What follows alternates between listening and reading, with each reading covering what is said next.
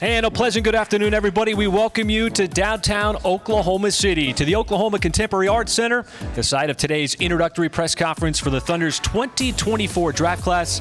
Alongside Michael Cage, I am Chris Fisher. Paris Lawson and Nick Gallo, they will be with us shortly, as this beautiful building is the backdrop. The 2024 draft class is going to be introduced. We're going to hear from them. We're also going to hear from head coach Mark Daigneault, Sam Presti, as they formally meet the Oklahoma media for the first time. Welcome inside, everybody. The last time you saw Michael and I was the end of April. The last time we saw this Thunder team, that was May 18th, that last game against the Dallas Mavericks. Michael, a lot's happened. As much as we appreciate all the work that the Thunder did over the course of the season, there's so much to be optimistic about going forward, including today. Well, absolutely. I mean, this is such a special time for the players, their families, all being, joining the Thunder organization. And then coming off the heels of a terrific season in which really, it was just an outstanding season to say the least. Some big numbers posted by the team, getting to the playoffs, first round, second round. I mean, everyone contributing, stepping up, making it really a special season last year. So many different highlights, 57 wins, number one seed in the Western Conference. And Michael, you can go all the way back to October. You can pick some of those special games, big wins against Golden State, but there was so much to like about what this team was able to do over the course of that 82-game season. Well, the momentum kept building throughout the season. Anytime you can win 57 games, become a divisional champion in a division where there's a team that wins 55 season and another team wins 57, it's pretty special, and it just continued. Everyone contributed. I mean, obviously the accolades kept running in, but when you have a top 5 defense, top 5 offense, it's going to do some damage on the court. All right, we're not the only ones with you today. Nick Gallo, Paris Lawson, they're standing by at Station 2. Let's send it over to them. Hey, thanks so much, Chris and Mike. And this is always such an exciting day for the organization, an opportunity to meet the newest additions to this team, the newest additions to this organization. And this year, the Thunder adding 3 new faces to its roster: Nikola Topić, Dillon Jones, and Ajay Mitchell. 3 guys who are looking forward to get things going here in this organization. Let's dive in a little deeper into their games, starting with Nikola Topić, the Serbian, who has a little bit of professional experience under his belt. Yeah, that's right. Played in the Euro League, played in the Adriatic League. Those leagues are full of grown men, and this is an 18-year-old that went toe-to-toe with some of the very best in Europe. He showed incredible passing chops, one of the very best passers in the entire draft, widely regarded as so. The Thunder was able to get him at number 12, despite the fact that he was really thought of as a top 5 talent in this draft. He will miss this entire year with a knee injury, but an incredible investment by the Thunder in terms of getting a player who at 6'6", 6'7", a very high-level processor of the game, able to pick out passes all over the floor, and oh, by the way, finishes extremely efficiently at the rim as well. So this is a guy that has so many different tools on the floor and has great positional size, which is something that the Thunder really highly values. As you see him be able to get downhill, he can finish with both hands around the rim. And again, the competitiveness is something that we have noticed in terms of Topić and what he's been able to do. Great size, great decision making. Moving on now to the number 26 pick in Dillon Jones. At Weber State, they call him do-it-all DJ. That must mean he can do a little bit out there on the floor, huh? Yeah, scoring, rebounding, assisting. In fact, he led the entire conference in those 3 categories. An incredible defensive rebounder, 9 a game for Jones. And this is a guy that can play with the ball in the middle of the floor as well, attack downhill. He's got a big frame. He's able to use that size and strength to get to where he wants to go on the floor. Great quickness and the ability to use that 6'11" wingspan on both ends of the court. A defender that is disruptive, over 3 steals per 100 possessions during his time at Weber State, and a guy that's exceptional at being able to play it on both ends of the floor. Talk about great size, great length. That 6'11" wingspan can certainly cause some disruption out there on the floor. Let's go to the final guy that the Thunder added to their roster this year, and that is Ajay Mitchell out of UC Santa Barbara. A great decision maker yet again. I feel like we're saying that a lot, but he is no exception. Yeah, this is what the Thunder values, is guys that have size at their position, the ability to process at a high level, to make plays, to be good decision makers out there on the floor. This is a guy who can play on or off the ball. 39% he shot from three-point range in his last year, scored 20 points per game as well. A guy that, once again, can use that size and length on both ends of the floor, a high-level defender on the ball as well. A great addition to this team, and we are all looking forward to meeting all of these players, and that is happening right now. We're going to step aside and turn things over to the podium. Want to welcome everyone today to the Oklahoma Contemporary Museum here in beautiful downtown Oklahoma City for our introductory press conference for the Thunder's 2024 draft class. In a few moments, we'll meet our newest Thunder players and hear from Thunder Executive Vice President and General Manager Sam Presti on our newest picks. But before we do that, we want to acknowledge some special people we have in the crowd today. So as what's become part of a Thunder tradition each year at this event, we welcome some people who are doing amazing things in our community. We call them our Thunder Community Draft Picks. And this year we have 4 special people with us today. We have Megan Mueller, who's the president and CEO of the Homeless Alliance. Stand up, Megan, go ahead.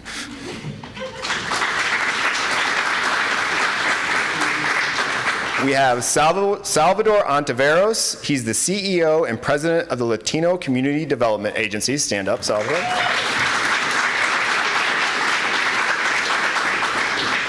We have Dr. Jamie C. Polk, who is the superintendent of Oklahoma City Public Schools.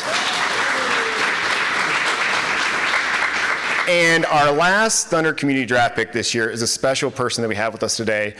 This is Christine Burney. She's been with the Thunder since day one.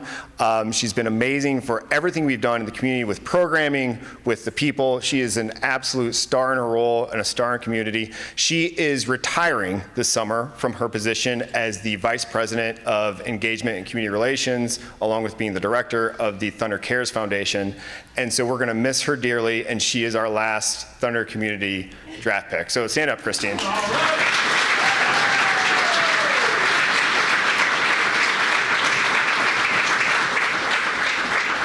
Let's hear one more time for our Thunder Community Draft picks. And now we'll welcome to the stage our Thunder Draft class of Nikola Topić, Dillon Jones, Ajay Mitchell, and then along with Thunder Executive Vice President and General Manager Sam Presti.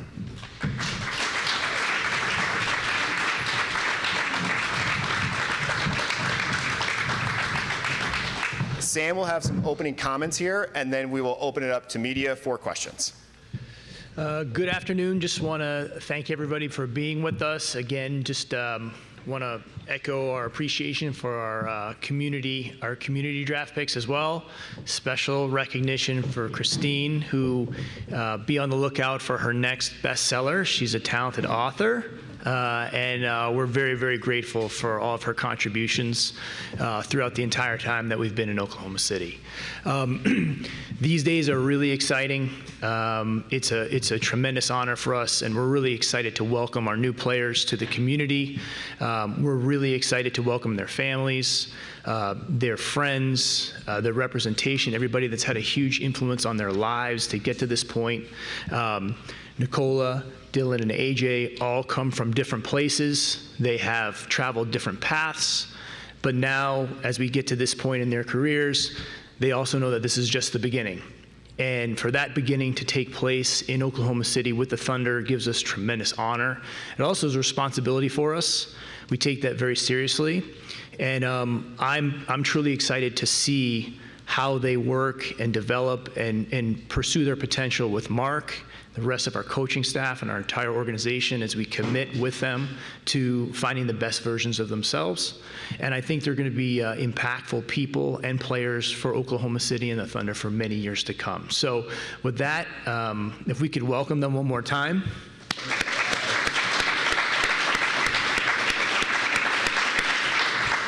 And any questions that everybody has.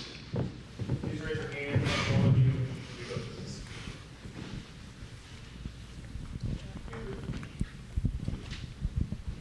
Andrew Schleck with The Athletic. Nikola, this question is for you. Just what have you learned about the Thunder and how the process they went through with Chet, and just your confidence level of entering this year and not being able to play?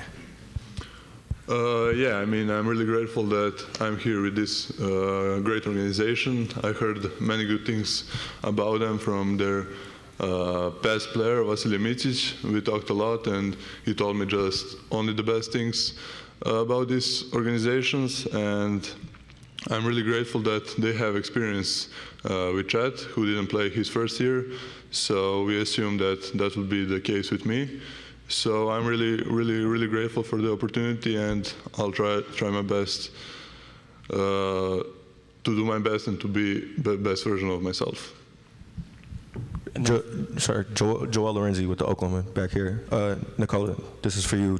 I saw that you visited the arena yesterday. Just since you've been here, and that experience specifically, just what have you seen from everything you've just taken in since being here? Yeah, I've been to arena. I haven't visited the city yet, but I'm looking forward to it and to see, to explore the city's restaurants and everything about it. Arena is amazing. I mean, locker rooms, offices, gym, lift, weight room. I mean, it's just incredible, and we don't have that in Europe. So, as I said before, I'm really grateful that I'm here, and really it's probably the best organization I've been to.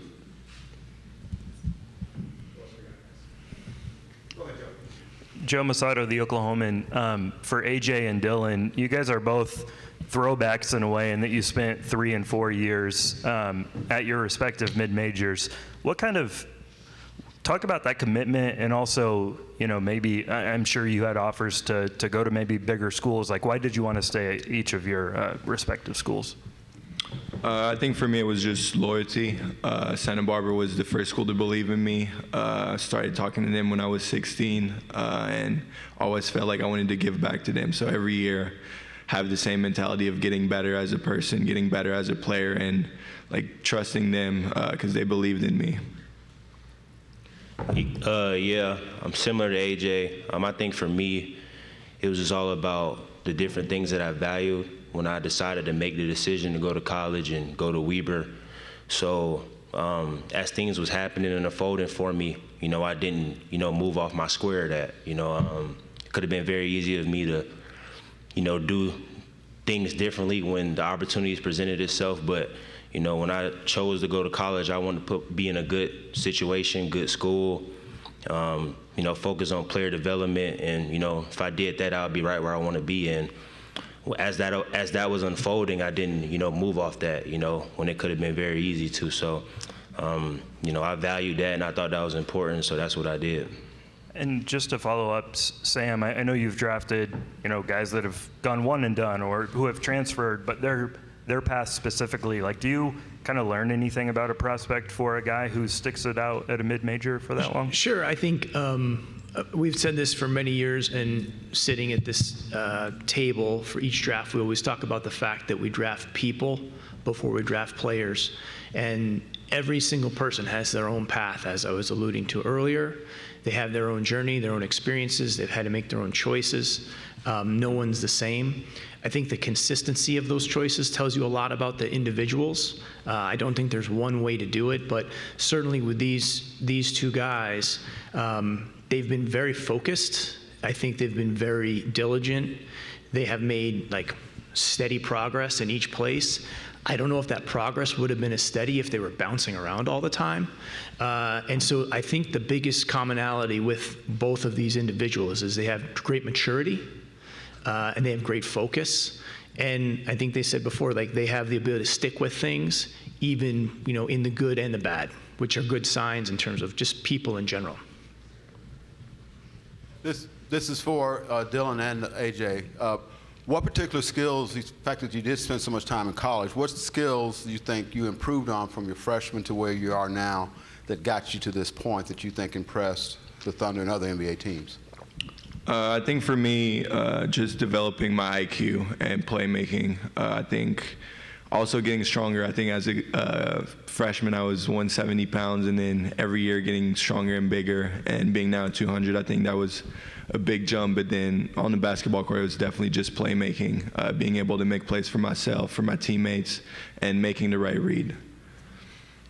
Yeah, for me, going through, at Weber, and that progress, like Sam spoke on, I think I was able to learn, being a guy at Weber taught me, when I'm in a situation like this is what the guy will need, and I think that perspective was everything. And I learned that, through my time at Weber, being held accountable and things like that. I think that's way more important than, how much I got better as a passer or shooter or whatever, and the fact that I had to be held accountable to the level I was because of where my team needed to be, I think that's what's going to help me be more successful, you know. And like I like to tell people, like, you know, being the guy made me know what the guy will need from me. So, you know, playing on a team of great players, I think that's what I learned the most, and I'm ready to add that. To all three of you, would you just share with us what your impressions are of this Thunder team? I don't know how readily available Thunder broadcasts are in Europe, but for all three of you, if you've had a chance to watch this team and now sort of thinking how you might fit within this roster of players. A few guys from the team, they sent me messages, welcome messages, and I mean that means a lot to me, and that just showed how great they are, not just on basketball court and off. And we're really excited to play with them. They're all very young and very perspective, so I think all three of us can add to it and can translate our game so we can all be better, and we'll give our best. Yeah, I mean, obviously, you know, watched a lot of Thunder games, just a fan of the NBA in general. You know, a young, exciting team that's, you know, still just finding themselves. And for me, it's just all about, you know, being a sponge any way I can be and just, you know, taking direction from the coaches and whoever else and just trying to, you know, put my best foot forward in that, whatever they may need me to do. Dillon. I think for me, just seeing the team on, but also off the court, how close they are, I think that struck me, and I think that's really important. I think I want to be part of a family, so seeing that was really nice, and I think that's one of the best things here. Dillon, back here, I just wonder if you could describe your journey to this point. Yeah, I mean, it was a journey that, you know, a long road traveled. You know, grew up, you know, in certain situations and, you know, single parent house home and, you know, but, you know, we was one of those families, like we didn't know we were poor in a way. You know, we just had so much fun with each other, and what the game brought us was more powerful than anything that money could give us. So that was like the road, and when I got to Weber, them were the times that really made me kind of be who I was as a player. You know, as a freshman, I didn't start. I only started 2 games, you know, and growing up and just being able to continue every year to take it up a level, you know, keep learning, keep growing. That was like the journey in a way. And it's helped me be a good person. Good player, and it's going to continue to help me, you know, and as long as I stay true to that and don't forget those things and keep that perspective, it'll help me be a good player. And yeah, I'm just excited to try to embark on that and, you know, run with this new challenge.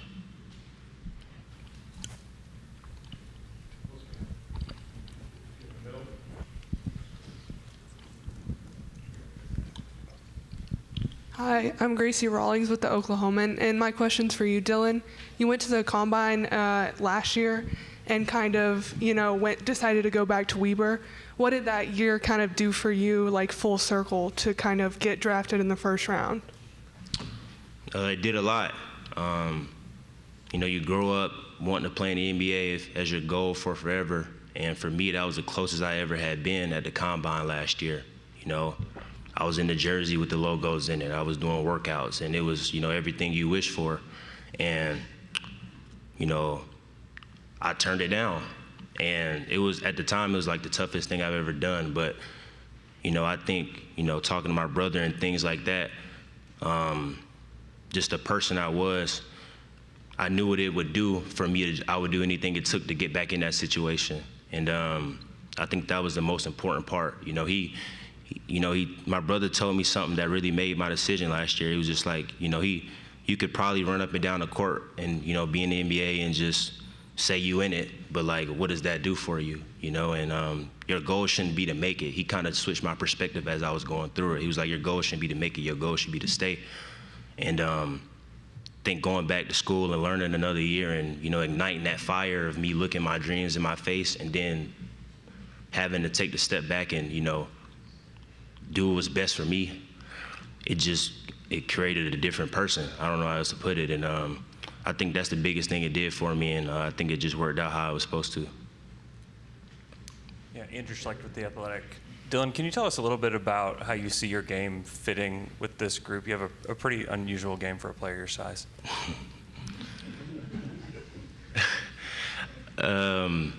You know, for me, it's just about, you know, learning from the coaches, being in a situation and just doing whatever they need me to do. That's how I fit. It's that simple. You know, watching them, they play an unorthodox style in a lot of ways, you know, and for me as a player, that's an unorthodox player, I guess you can say that fits like a hand in a glove. So, you know, whatever they need me to do, I'll be ready to do it, and I'll be ready. Anybody else? Yeah. Daniel Bell in the back. Daniel Bell, BSO. This is for you, AJ. This team has had a lot of success recently with second-round picks, undrafted guys, and them finding success in the NBA. I just want to know how much confidence that gives you that this is the place that you landed with a team that has that much success. No, I'm really excited. I think this team has done it before with players in my position, so really excited to be in this position, and being able to be in this organization is a blessing for me. So it's all about just working hard, doing my part, and being ready at any time. But I'm really excited to be in this position.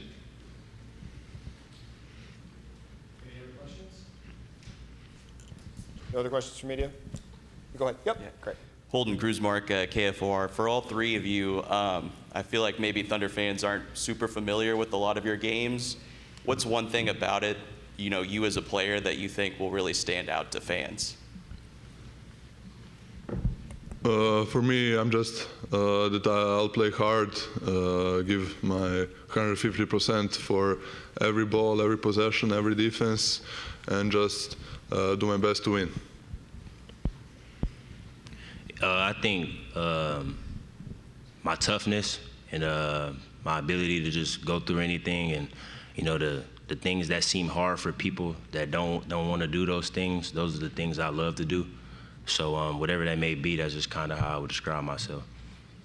I would say just competitiveness, both ends of the floor, fighting for every ball, and then just using my IQ on both ends too, and making the right plays, smart plays.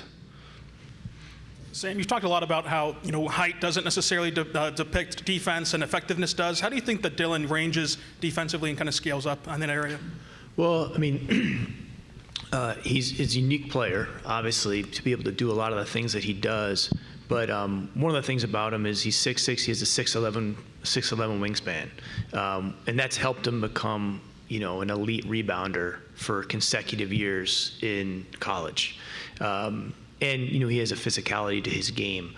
So, again, I think the way to look at all of the additions to the team are not just to look at them in singularity, like in as individuals, because that's not how a team works. So you have to look at what we're adding to the existing team and how that layers and interacts and can counterbalance a lot of different things. So having someone with that, that size and length, and I think one of the common themes with all three of the guys that are sitting here, and we talked about this after the draft, is they really think the game. They've got good anticipation skills. They process things quickly. That's the reason why they've gotten to this point.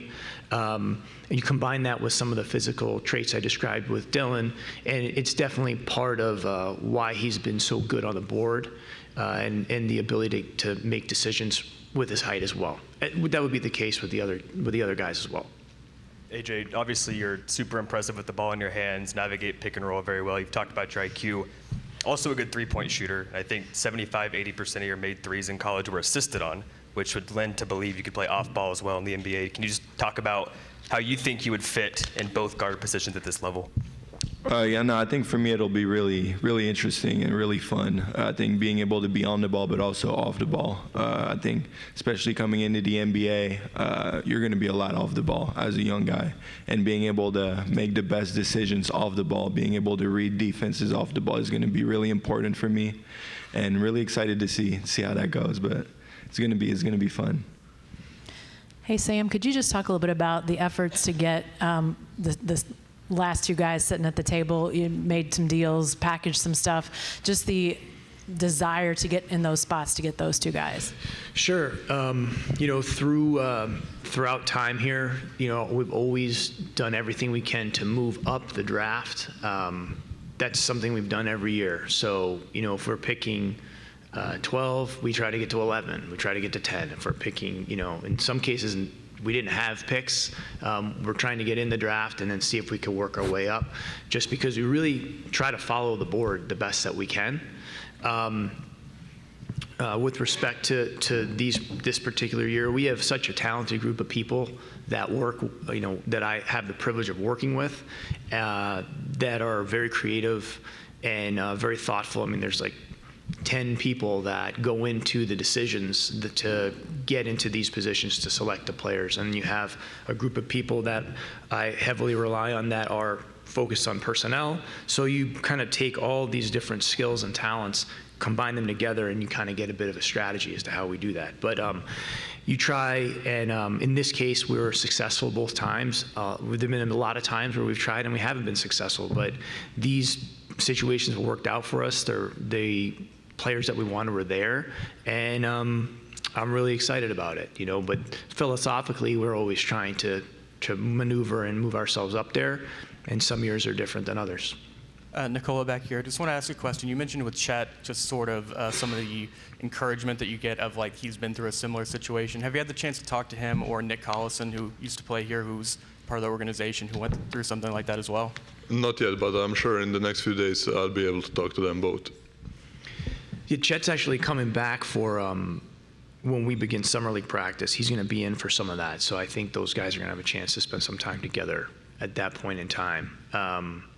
And as I said earlier, there's so many things that I think can be helpful during this upcoming year for Nikola that will make him a better player. And also, just being around the team is going to be a big thing for him because it's going to be a big adjustment. So getting those things in place, getting comfortable in the environment, obviously it's a big transition just culturally. That's going to be massive. And then we'll have an opportunity to work on a lot of different things that we wouldn't be able to if he was in season. So we're going to really attack that. We have a little bit of a roadmap. We have some people that, as you mentioned, have experience with that. So I think he'll be in great hands.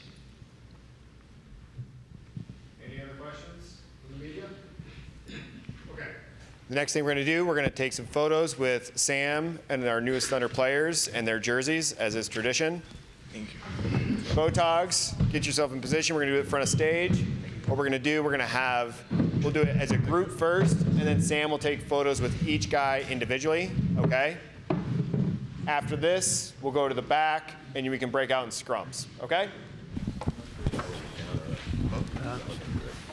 All right, so the press conference is officially over. You see the three new draftees, Nikola Topić, Dillon Jones, Ajay Mitchell, with their photograph, all three of them together with Vice President, Executive Vice President Sam Presti, General Manager, and what a moment it is for them, Michael. I know that you've been drafted all the way back in 1984, and this is something that all three of these players have been working toward throughout their entire careers, their young careers, different pathways, different journeys. Topić, he's 18, and they got two players who spent extended time in college, which is not something that you see here in 2024, but the one thing that stands out to me about all three of these players is the adversity that they faced, the journey that they faced in getting to this point, and all those challenges that they're willing to take with them going forward to try to establish themselves in the NBA. Well, I think what I was really impressed with is just how they understand what's required, the hard work, the sacrifice. I mean, they've pretty much done that, already. And it's just, this is the next challenge for them. And obviously, just hearing them say some of the things that are consistent with what you've heard Thunder players say. And obviously, this is the start of a new journey, a big moment for their families, the players, where you actually are drafted and you're now an NBA player, and the dream is over.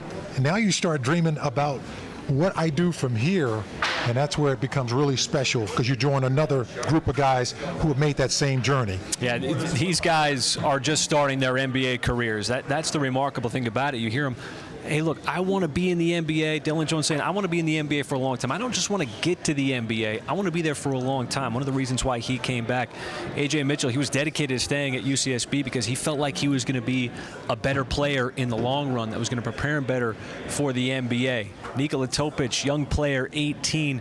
Very curious to see his growth and his development. Michael, not expected to play this upcoming season, partially torn ACL, but they are going to put him to work in terms of assimilating him into this Thunder culture. And you know what's really interesting, Chris, is that they know about this team already. They know about the mantra around this team, the season they had last year, the players. I mean, you heard Nikola talking about, I'm looking forward to talking with Chet and getting to know these guys. You know, the next big challenge is practice and then going to Las Vegas next month for the Summer League.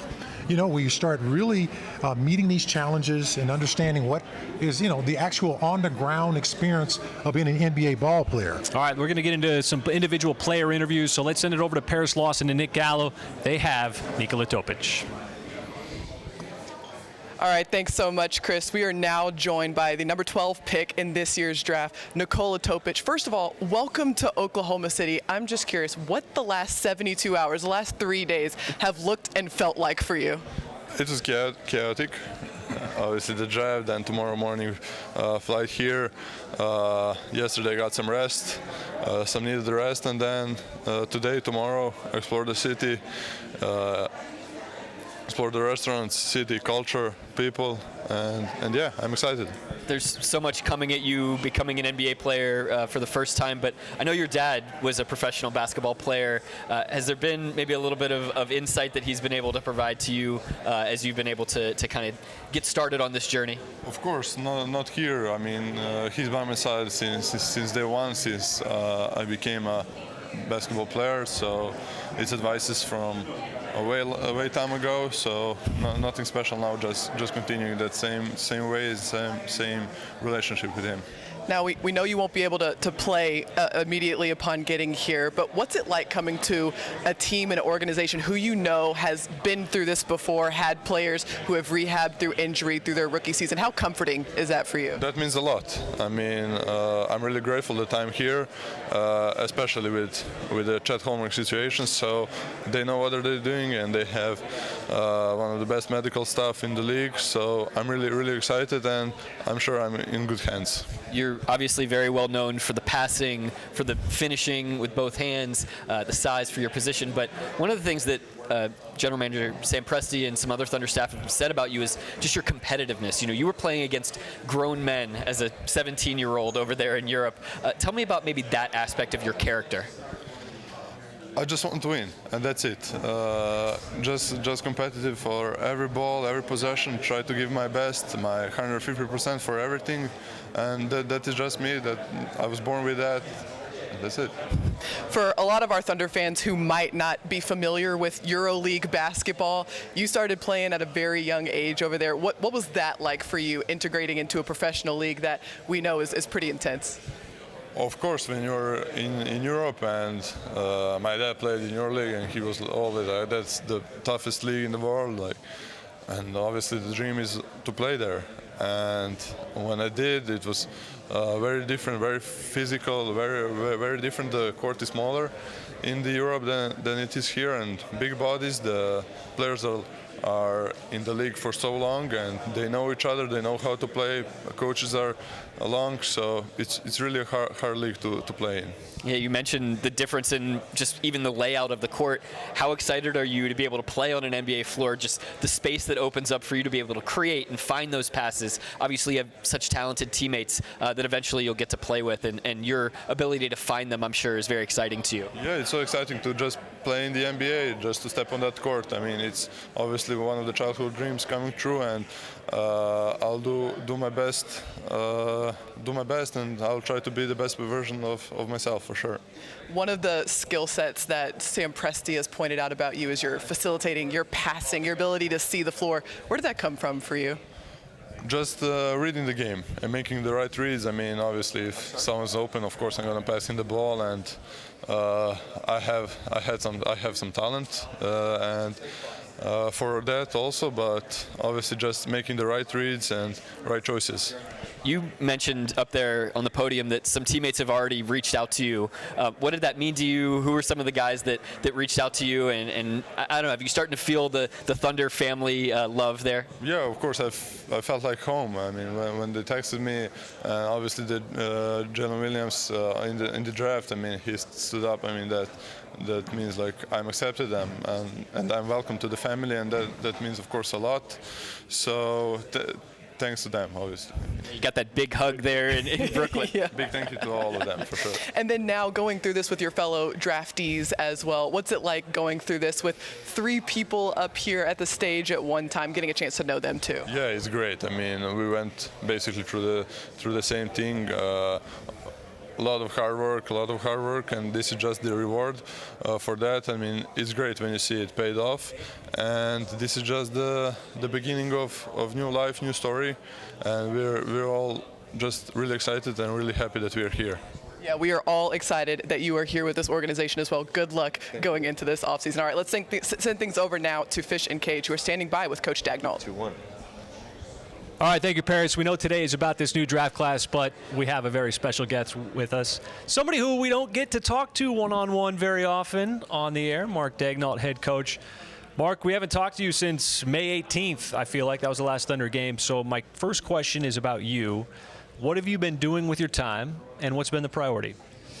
A lot of kid time. We've got 2 young kids, as you can relate to. Congratulations, by the way. And yeah, we have a 2.5-year-old, Ajay, and Stella's 1. So we're in the thick of it right now. So spending as much time with them, and then a little bit of draft stuff, a little bit of work with Sam, some touches with our players, but not many at this point. We'll see them more in the second half of the summer.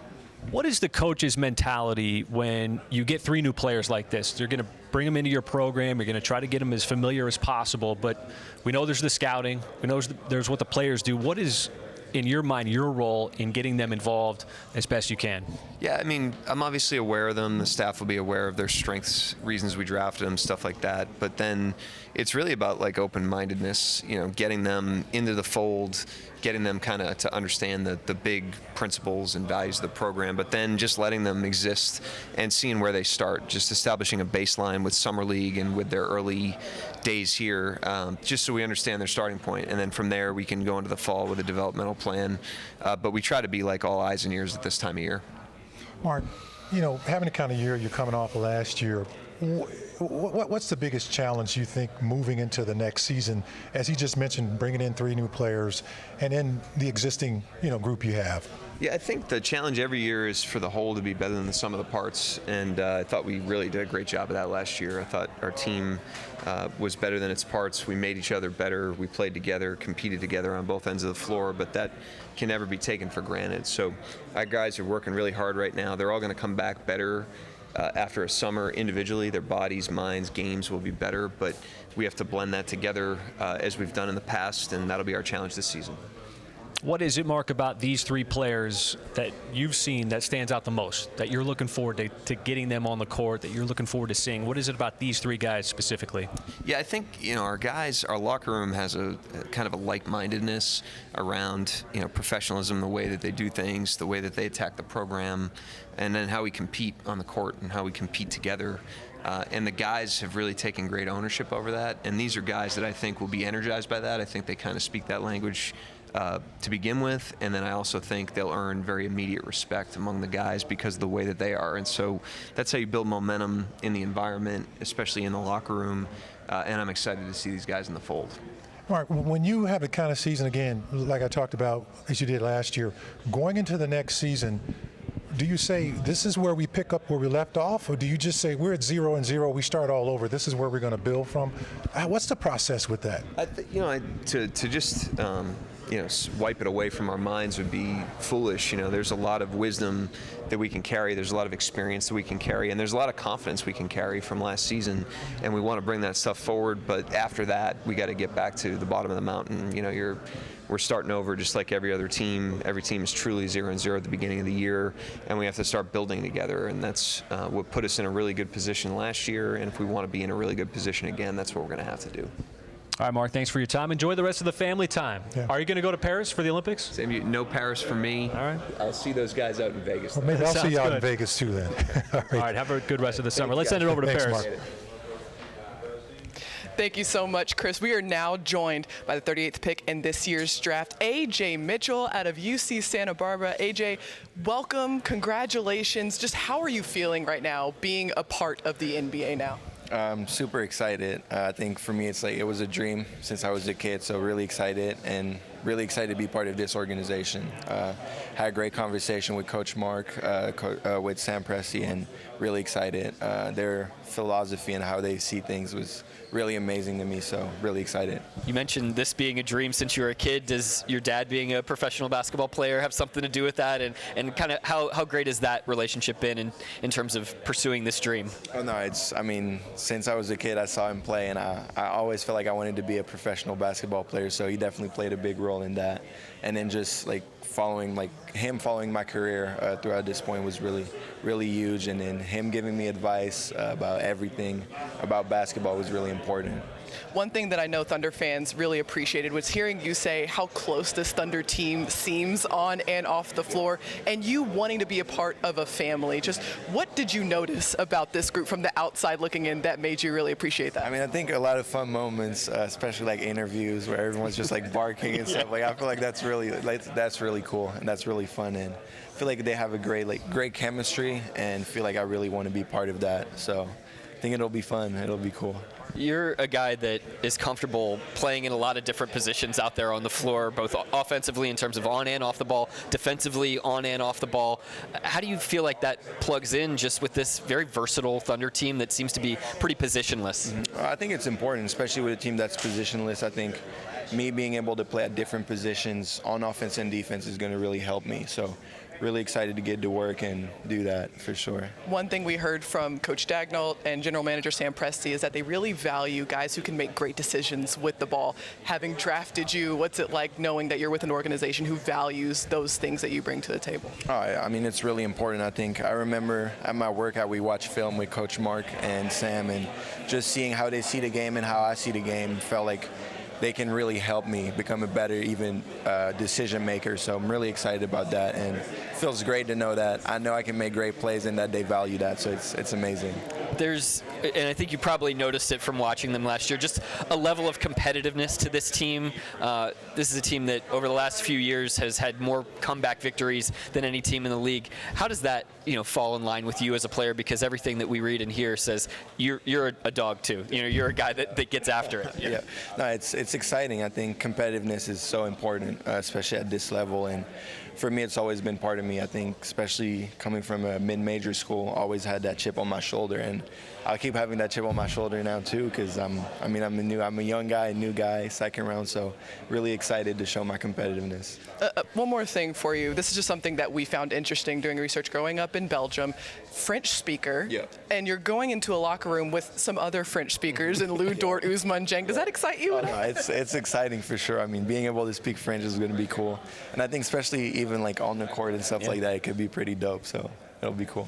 Yeah, a lot of French speakers in that locker room. It seems like every single year. Maybe it's a competitive advantage out there. That's like you're saying. Yeah. My teammate in college, Johan, spoke French too, and Amadou my freshman year too. So when we were on the court and we didn't want people to understand, like especially people we were playing against, we were just speaking French, and they were like, "What are you guys talking about?" So it's pretty cool. Some secret sauce to the chemistry out there on the floor, being able to speak French. Everybody speaking the same language. Great to meet you, and congratulations. Welcome to OKC. All right, we'll send things over now to Chris and Fish. Good to see guys like you, especially. All right, thank you, Paris. And one more, Dillon Jones, number 26 pick in this past summer's draft.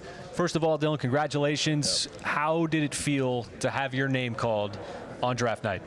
Yeah, it felt amazing. It was a surreal feeling then, and it don't even still feel real now. But I think at some point it definitely hit me. But it was a great moment, and it was everything that I wished for. So thankful for it, and thankful for Sam and whoever else went into the process to help me get here, and I'm thankful. Dillon, what's been the biggest challenge in your journey to get here to this particular day? Would you say in your mind? I say staying patient. When when things didn't look like it was, working in my favor, going to a mid-major school and all these other things that, wasn't as appealing to other people, just to keep that internal faith and, understand that I was on the right path, because I always felt like I was doing whatever it took to make it, but like it didn't appear like that to everybody, and I think that was the hardest part, was like understanding, like as I'm going through it, to like kind of keep my tunnel vision, and understand that, I'm doing what it takes, I'm listening to the right people, I'm taking the right advice, I'm in the right situations, I'm getting the good feedback, I'm staying in the right position. So that was the hardest part, but it worked out for me. Well, you talked about the combine last year and then making that decision to go back to college. Yeah. What did you actually learn in that combine? Like, did you see that this is a challenge? Guys is bigger than me, strong as I am. What do I need to do to get myself ready for this moment a year later? Yeah. For me, yes, it was it was able to just give me a taste of it. I was able to, be on that floor, but also touch and feel, move and slide, score, do whatever it was. And once, it gave me so much confidence afterwards, because, I think at the end of the day, that was the first time, I always viewed the NBA on like a pedestal, and it is the best league in the world. But, at the end of the day, basketball is basketball. And I think that was the thing it gave me. And when I was on the floor, I just felt so at peace, because it was like, it just felt like everything I've done before, and that was just, it just helped me understand that, it would translate, I think that was big. What piece of advice would you give some player right now who's a Dillon Jones a year from now might be in the NBA, or think about not being in NBA as a result of, I want to go back to school and not play in the comp? What advice would you give him? I would say, if you made that decision, or, double down on it, don't, if that's what you thought was best for you, now prove it up to people. Don't just do it to say you're doing it. Now, when you made the gutsy decision, now it's time to go to work. And that's what I tell them. And, if you were that close, be confident. If you were there, you're supposed to be there. And have the confidence and understand that if you did it and you was in that position, then you're right where you're supposed to be. And, make good decisions, surround yourself with the right people. Representation is important too, and you just want to be around good people. Well, Dillon, congratulations. We appreciate your thoughtfulness. We appreciate your candor, and we can't wait to see you get out on the floor come Summer League. Congratulations. Thank you. All right, let's send it over to Paris, who's standing by with Royce Young. All right, thank you so much, Chris. I am now joined by, if you're a Thunder fan, a very familiar face, our very own Royce Young. And Royce, we always talk about how exciting this day is for the Thunder organization, getting a chance to meet the newest faces on a Thunder roster. And you look at these guys and you look at their games, and there are a couple of consistent themes between these guys, themes that Thunder general manager Sam Presti has pointed out. Yeah, it's one of the things Sam talked about, is just the ability at draft time where you can layer in talent, but also with this team, Paris, we all very much saw last season the identity and the style that they like to play with, having versatile ball handlers at every different position, size at each position, and to be able to add guys on top of that do those things, can take advantage of their size in different matchups, be able to play the drive and kick advantage basketball that the Thunder did so well last year. So you're just adding more talent on top of that, and more guys that can really continue to diversify the offensive attack that the Thunder already do so well. And one of my favorite quotes from Sam Presti is that we don't draft players, we draft people. And you can tell just by listening to these guys in their press conference that these are some good people they're bringing into the organization. Absolutely. You could really feel the maturity of all three of them. I mean, even Nikola, who's only 18 years old, but he's had professional seasoning in the second best pro league in the world, in Euro League, and what he was able to bring and accomplish. I heard him talking to Coach Mark over there, and Coach Mark asked him if he was nervous, and he said, not too bad. So, he's had a little bit of experience with this sort of thing. But then the two college guys with Dillon and Ajay, you can just really feel that maturity, Paris, and what they're going to add onto this roster. Ajay talked a lot about just how he really prides himself on the IQ element of the game, which again, when you think about Thunder players, you think about high skill, high IQ. And so those guys are clearly going to fit, I think, really well on the floor, but I think really well off the floor, because both of them talked about just, I'm sure that they've seen you and Nick a number of times post-game and getting the vibe of what it's like to be part of this Thunder team. And I think those guys are really eager to maybe let out a bark or two here in the near future. We were just talking to Ajay, and he mentioned that the barking really resonated with him looking from the outside in. But let's start here with Nikola Nikola Topić, a guy who unfortunately won't play for the Thunder this season, is recovering from a knee injury, but is still a really good prospect and someone that the Thunder is really excited about. Yeah, absolutely. I mean, you look at draft boards a month ago, and he was somebody that a lot of people had ranked as a top 5 prospect in this draft. Obviously, the knee injury has set him back, and that's why the Thunder could be opportunistic there and be able to land a player at 12, where otherwise might have been in the top 5 of this draft. So, you know, again, it was something that was a kind of a theme of the day with Chet Holmgren last year, coming back after sitting out his rookie season or his first season in the NBA, and the experience and the positivity that really came from that. Of course, you want a guy like Nikola Topić to be able to play in his rookie year and to be able to contribute on the floor, but there are a lot of advantages, and we saw them firsthand with Chet Holmgren, of a guy coming in and being very NBA ready to make an impact as a rookie. So there's a lot to learn there, and I think the Thunder also learned a lot of things themselves that they can apply forward with Nikola in this recovery process to have him better prepped for when he makes his debut, most likely a full season from now. Yeah, Nikola will no doubt be well equipped throughout his entire recovery, having both Chet Holmgren and Nick Collison, who helped Chet Holmgren in his recovery as well. But going into the Thunder's second pick in this draft, Dillon Jones, a very unique player, 6'6", got that 6'11" wingspan, can bring a lot to the table here. Yeah, he's a do-it-all player. I mean, that's his nickname for crying out loud. But he's a guy with plays an immense motor too. If you just jump on YouTube and you start watching him, you're going to see a guy that just plays hard. He plays hard all the time. He's all over the boards all the time. He's a very skilled, versatile defensive player. But the ball can be in his hands. The ball doesn't have to be in his hands. Again, he's just somebody that you feel like you can put him in any lineup and he's going to be successful. He's going to be able to scale up in who he guards. He'll probably be able to guard 3-4 positions pretty effortlessly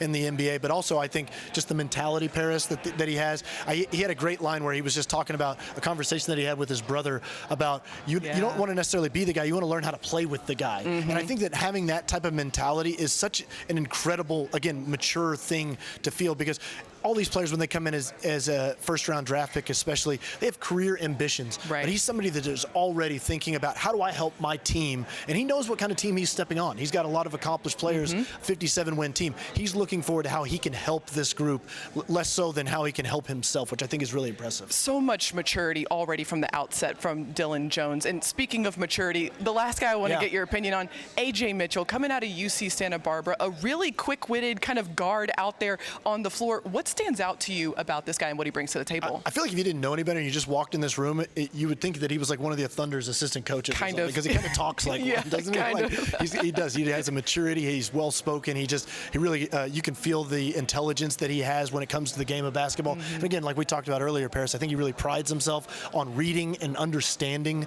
the game. And he's somebody that, when you think about just program players and what an impact they can have, and that's, I think, what he's going to be able to do. Thunder have had a lot of success with players in the second round. We think just of Aaron Wiggins off the top of our mind, and Aaron was very much a similar type of guy. High IQ, knew how to play the game, stepped on the floor, makes cuts, makes reads, does anything you ask him to do, and I'm sure Ajay will be exactly that same type of player. Always great insight, as always, when you join us here on the broadcast. All right, we're going to send things back over to Chris Fisher and Michael Cage. All right, thank you, Paris. When the Thunder season ended, we all wanted more Thunder basketball, so quarter, half, and full season memberships are on sale now for the upcoming 24-25 season. Become a ticket member today at okcthunder.com/memberships. That's your ticket to potentially more playoff basketball if you're a season ticket member. A reminder, the next time we're going to be able to watch this Thunder team, how about Summer League in Salt Lake City? It starts July 8th. That's right around the holiday and right around the corner. And Nick and Paris, it'll be Nick and Royce on radio, WWLS 98.1. Sports Animal, you can hear them, hear those games. That's the first of the Summer League action. Then the big stuff in Las Vegas. You got 4 games. That starts on July 13th. Michael, I know that you're going to be going to Las Vegas. That's something that you like to do every single season. It's turned into a big pilgrimage for all the NBA. And that starts on July 13th, will end on July 19th. So still some fun stuff. You can see these young Thunder draft players. And I know you're looking forward to that, Michael, and we're looking forward to getting this summer going and getting into the offseason program. But what stood out to you about these draftees and what's coming up? Well, I think just how they understand what's, ahead. You just saw the schedule, with Salt Lake City, the first, I think, real challenge to get a look at these guys in a Thunder uniform, and then going over from there to Las Vegas, where you know how it is in Las Vegas for the Summer League folks.